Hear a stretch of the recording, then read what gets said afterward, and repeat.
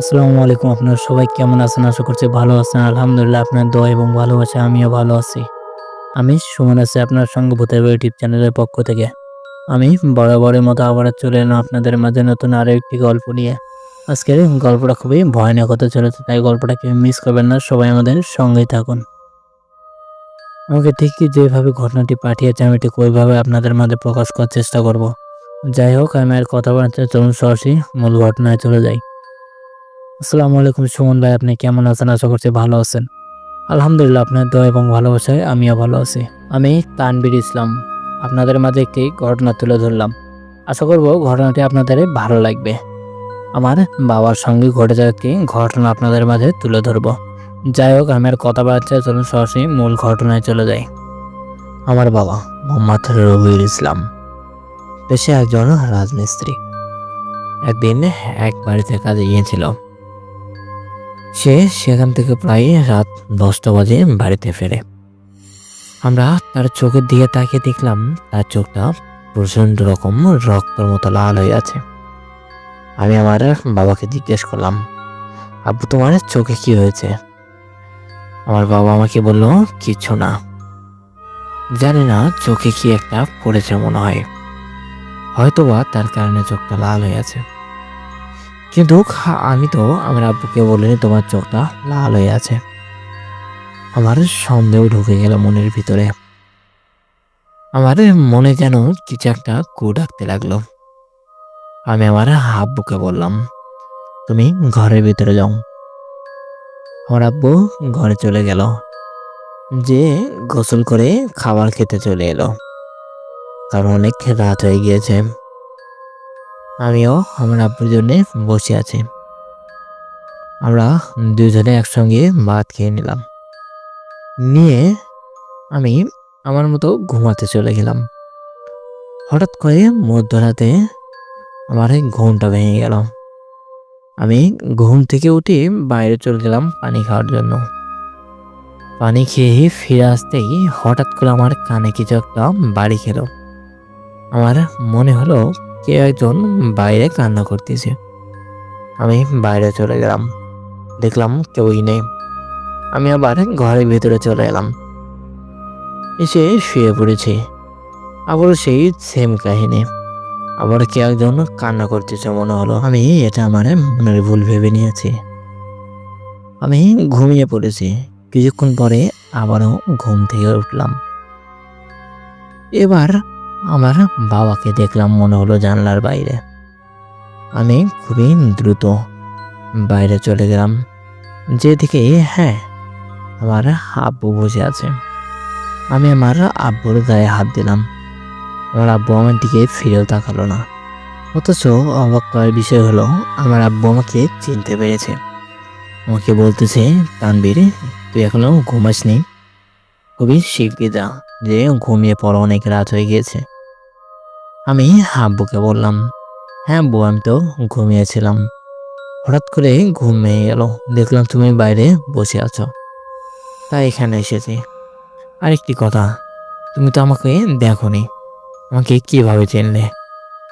আমার আব্বু আমাকে বললাম, এটা তেমন কি বিষয়, তোর আম্মুর তো এত রাতে ঘুম ভাঙবে না, তুই তো অনেক রাত পর্যন্ত জেগে থাকিস, এটা স্বাভাবিক বিষয়, এখন যা, যে ঘুমিয়ে পড়। আমি আর দেরি করলাম না, চলে এলাম, এসে ঘুমিয়ে পড়েছি। পরের দিন সকালবেলা আমার ঘুম ভাঙলো। আমি জানালার পাশে দেখলাম আমার আব্বু ওখানেই বসে আছে। আমি উঠে ব্রাশ করতে করতে আমার আব্বুর কাছে গেলাম, যে আমার আব্বুকে বললাম, কি হয়েছে তোমার, এখনো এখানে বসে আছো, তুমি রাত্রে ঘুমাওনি? আমার আব্বু আমার প্রশ্নে কোনো উত্তর দিল না। আমি আবারও জিজ্ঞেস করলাম, এবারও আমাকে আর কিছু বলল না। পরে আরেকবার জিজ্ঞেস করাতে আমার আব্বু আমার উপর প্রচণ্ড রেগে গিয়েছে, আমাকে প্রচণ্ড গালাগালি করতে লাগলো। আমি ওখান থেকে চলে এলাম, এসে হাত মুখ ধুয়ে আমার আম্মুর কাছে গেলাম, দেখলাম আমার আম্মু ঘুমিয়ে আছে। আজ এসব কি হচ্ছে? আমার আব্বু আমার সঙ্গে খারাপ ব্যবহার করলো। আমার আব্বু আমাকে কোনোদিনই গালাগালি করেনি, কোনোদিনই খারাপ কোনো কথা বলেনি। আমার আম্মু তো এত বেলা পর্যন্ত ঘুমানোর মানুষ না। আমার বুদ্ধি বয়স থেকে দেখতেছি আমার আম্মু এত বেলা পর্যন্ত কোনোদিন ঘুমায়নি।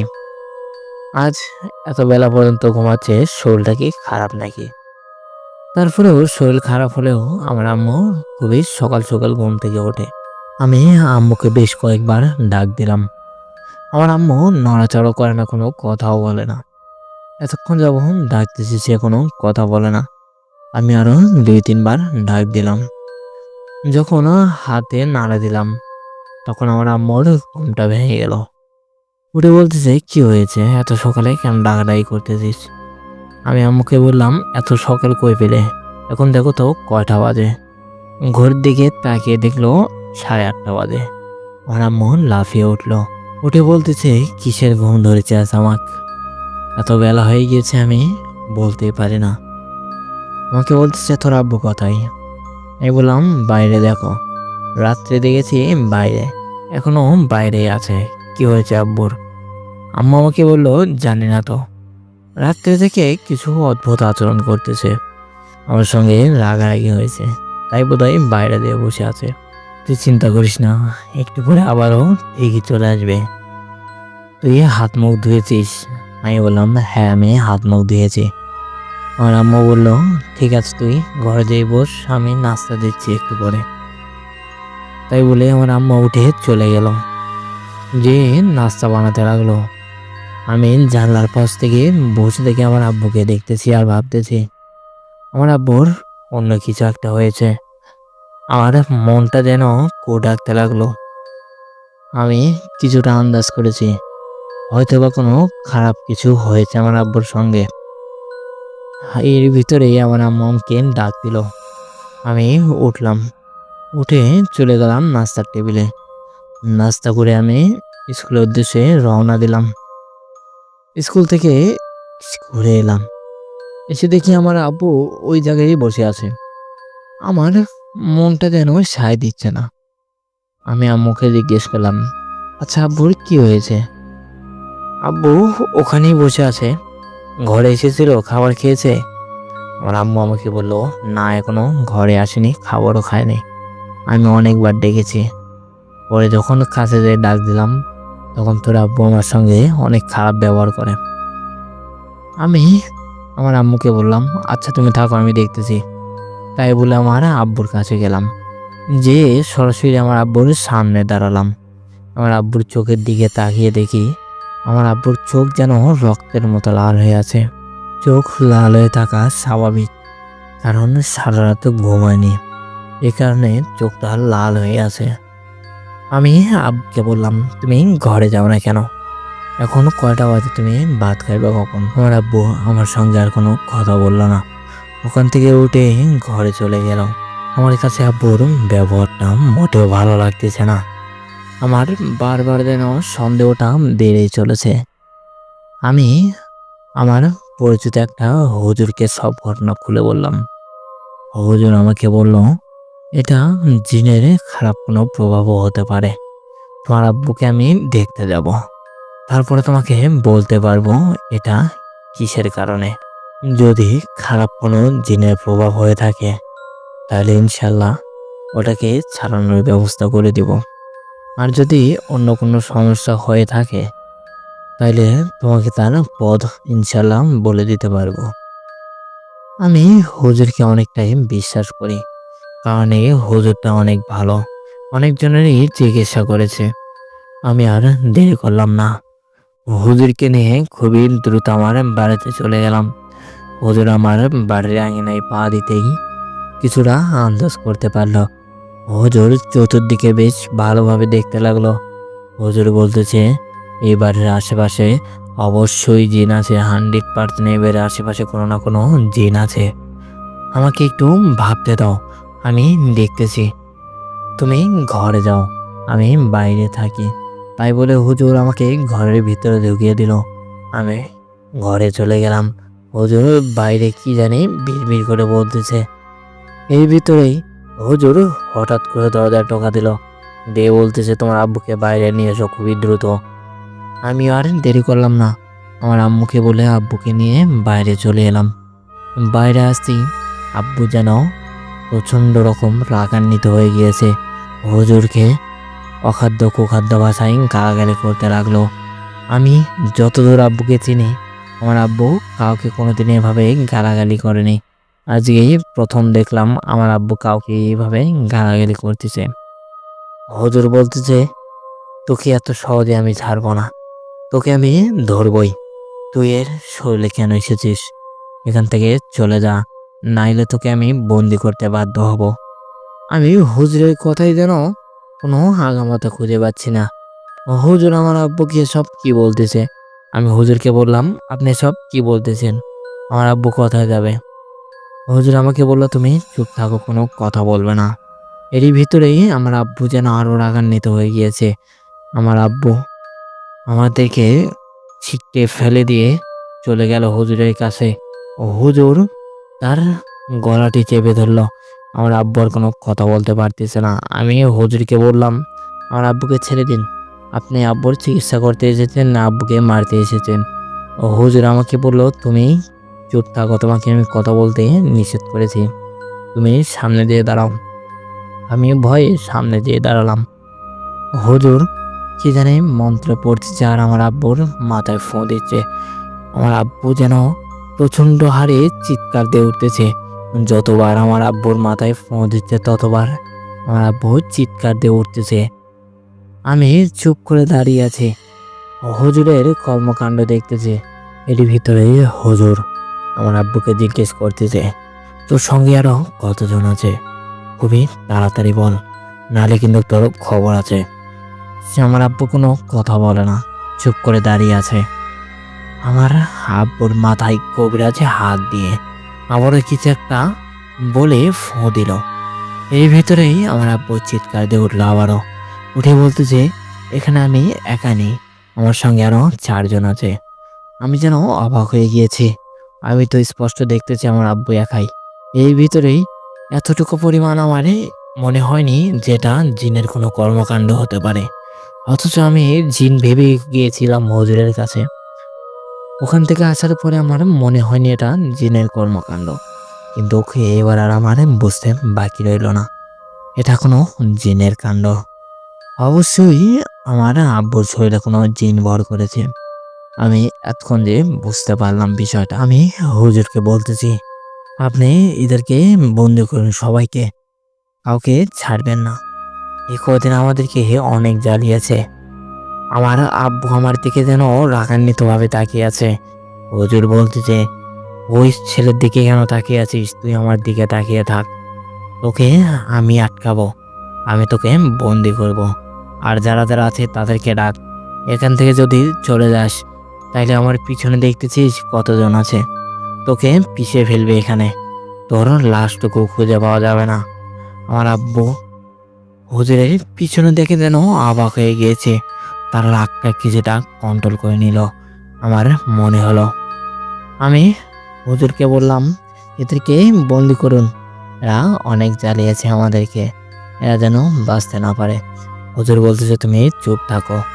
তাই বলে হুজুর কিছু একটা মন্ত্র পড়তে লাগলো। পড়তে পড়তে আমার আব্বুকে বলতেছে, তুই এখান থেকে চলে যাবি না। সে বলতেছে, হ্যাঁ আমি এখান থেকে চলে যাবো, আর কখনো আসবো না, আমি আর কখনো এদেরকে ডিস্টার্ব করবো না, এখান থেকে আমরা সবাই চলে যাব। আমি বললাম, না এদেরকে ছেড়ে দিবেন না, এরা আবার আসবে, এরা অনেক খারাপ, এরা কথা দিয়ে কোনো কথা রাখে না। হুজুর বলল, তোমাকে আমি চুপ থাকতে বলেছি না, তুমি চুপ থাকো। আমার আব্বুকে বলল, এখান থেকে কখন চলে যাবি তাই বল, এক্ষুনি এখান থেকে চলে যাবি, এর আশেপাশে যাতে তোদেরকে খুঁজেও না পাওয়া যায়। এই যেখান দিয়ে চলবে তার আশেপাশেও থাকবে না, তুই পারলে এই অঞ্চলটা ছেড়েই চলে যাবে তোরা।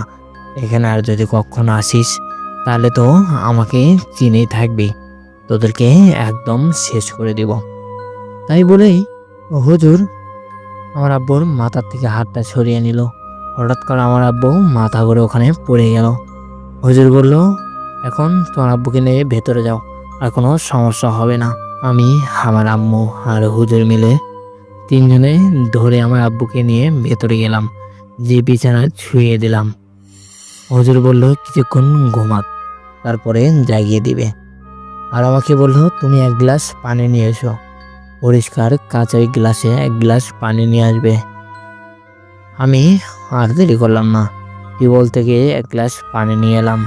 নিয়ে এসে হুজুরকে দিলাম। হুজুর পানিটা পরে দিল।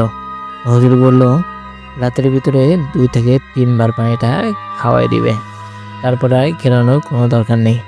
আরেকটি তাবিজ দিল, বললো এই তাবিজটা সবসময় তার কোমরে বা গলায় দিয়ে রাখবে, এটা যাতে না খোলে। আশা করবো আর কোনো সমস্যা হবে না। তাই বলে হুজুর ওখান থেকে চলে গেল। তারপর থেকে আল্লাহর রহমতে অনেকদিন কেটে গেল, আর কোনো সমস্যা হলো না। যদি আর কোনো সমস্যা হতো তাহলে হয়তোবা জিনদেরকে কবিরাজ বন্দি করে নিত, হয়তোবা জিনেরা এই অঞ্চলটা ছেড়ে চলে গিয়েছে। যাই হোক, আমার আব্বু এখন আল্লাহর রহমতে অনেকটাই সুস্থ। সুমন ভাই, ঘটনাটি এ পর্যায়ে শেষ করলাম।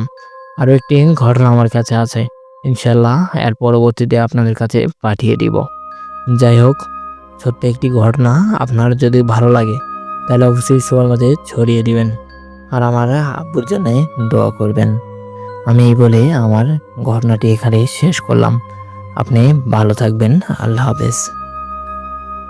যাই হোক, তানভীর ভাইয়ের ঘটনাটি তো আমার অসম্ভব ভালো লেগেছে। আপনাদের কেমন লাগলো অবশ্যই কমেন্টে জানিয়ে যাবেন। ভাইটি এবারই প্রথম আমার কাছে একটি ঘটনা পাঠালো। যদি ঘটনাটি আপনাদের একটু মন ছুঁয়ে যেয়ে থাকে তাহলে অবশ্যই আপনার টাইমলাইনে শেয়ার করে রাখবেন, যাতে ঘটনাগুলো আপনারা না হারান। আর চ্যানেলটি সাবস্ক্রাইব করতে ভুলবেন না। আপনাদের কীরকম গল্প পছন্দ রীতিমতো সেগুলো আমাদেরকে কমেন্টে জানিয়ে দিবেন। আর যদি পার্সোনালি আপনার কোনো মতামত থেকে থাকে তাহলে আমার হোয়াটসঅ্যাপে নক দিবেন। আমার হোয়াটসঅ্যাপে আপনার পার্সোনাল মতামত জানিয়ে দিবেন। কীরকম ভিডিও বানালে আপনারা বেশি দেখেন, কীরকম গল্পগুলো আপনারা বেশি পছন্দ করেন, সেই বিষয়ে কিছু বলতে পারেন। যাই হোক, ছোট্ট একটি ঘটনা আপনাদের মাঝে তুলে ধরলাম। ঘটনাটি সত্যি যদি আপনাদের ভালো লাগে তাইলে অবশ্যই চ্যানেলটি সাবস্ক্রাইব করে আমাদের সঙ্গে থাকবেন। আপনার একটি সাবস্ক্রাইব আমাদেরকে ভিডিও বানাতে অনেক সাহায্য করে, কারণ আপনাদের জন্যেই আমরা রীতিমতো রাত দিন এক করে কাজ করে থাকি। আজকে আপনাদের কাছে আমি একটি প্রশ্ন রেখে দিলাম, আপনারা কি নিজের চোখে কখনো জিন দেখেছেন? যদি দেখে থাকেন তাহলে অবশ্যই কমেন্টে জানাবেন, আর যদি না দেখেন তাহলে সেটাও কমেন্টে জানিয়ে দিবেন। যদি দেখেন তাহলে সেই বিষয়ে কোনো যদি অভিজ্ঞতা থেকে থাকে তাহলে অবশ্যই আমাদের কাছে শেয়ার করবেন। আমরা আপনার অভিজ্ঞতাটি দর্শকের মাঝে তুলে ধরব। যাই হোক, আমি আর গল্পটি বড় করছি না। যদি আপনাদের কাছে কোনো ঘটনা থেকে থাকে তাহলে অবশ্যই আমাদের কাছে পাঠিয়ে দিবেন। আমাদের ইমেল বা হোয়াটসঅ্যাপে আপনার সঙ্গে ঘটে যাওয়া ঘটনাটি পাঠিয়ে দিতে পারেন। আমাদের ইমেল অ্যাড্রেস bhuterbaড়ি00@gmail.com। আমাদের হোয়াটসঅ্যাপ নাম্বার 0962135608। আমাদের ইমেল বা হোয়াটসঅ্যাপে আপনার সঙ্গে ঘটে যাওয়া ঘটনাটি পাঠিয়ে দিতে পারেন। যাই হোক, আমি আর কথা বাড়াচ্ছি না, বরাবরের মধ্যে একটি কথাই বলতে চাই। আপনার সবাই ভালো থাকুন, সুস্থ থাকুন। আল্লাহ হাফেজ। কে কে তুমি? চিনতে পারছো না আমাকে? কে আমি? না, চিনতে পারছি না তোমাকে। কে তুমি? উত্তর দাও, বলো তুমি কে? কে তুমি? অশরীরী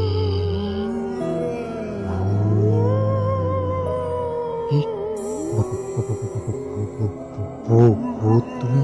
ভূত?